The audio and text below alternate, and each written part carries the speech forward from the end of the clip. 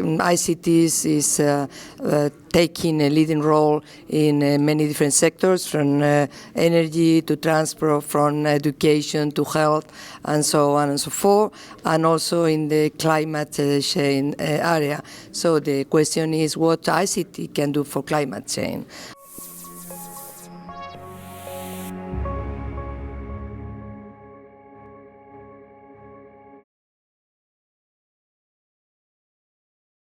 I think there is a lot going on. There is a lot of investment taking place. There are a lot of pilot projects to make grids smarter, for example, to introduce ICT in the energy sector, and in particular from the grid point of view, where it's very much needed to integrate renewables, to create demand response, to make the system more flexible, and in the end to decarbonize the system. But we need much more than that. There have been some investments made. If I take the example of the smart grids, which is per definition a digital initiative, we do have 460 projects related to the smart grids, smart metering, smart homes, and about 3 billion of investments there. Is that enough? No, it's not enough.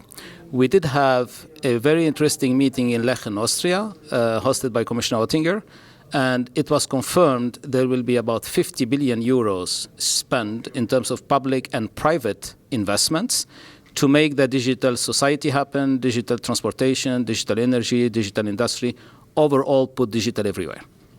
The potential which we see with respect to the deployment of intelligent transport systems up to 2020 to reduce CO2 emissions is up to 30%. So this is really substantial for mobility. And concerning investments needs, we see that there will be a market for around 30 billion euros also up to 2020. So the impact is great, but also I think the investment which is needed to make this happen is substantial. Well, look, BT, British Telecom, we're powered by 100% renewable technology. In the UK, we're 93% powered by renewables globally.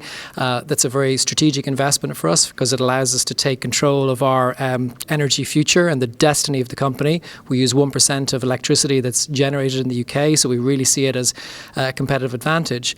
But also, as the world gets more connected, as people get more connected and things get more connected, the carbon abatement potential of all of that connectivity, it's something like 20% of global carbon emissions by the year 2030. And we're not doing that as a tax or as a by way of penalising people. We're able to create value on the back of doing that as well. We estimate we can create about 11 trillion in value as well as abating 20% of carbon emissions globally. So a more connected world is a more efficient world, and it's also something that investors and politicians should be very excited about as well, just as much as businesses are too. We are in the satellite business, and of course for monitoring all those global, environmental changes, satellites are crucial.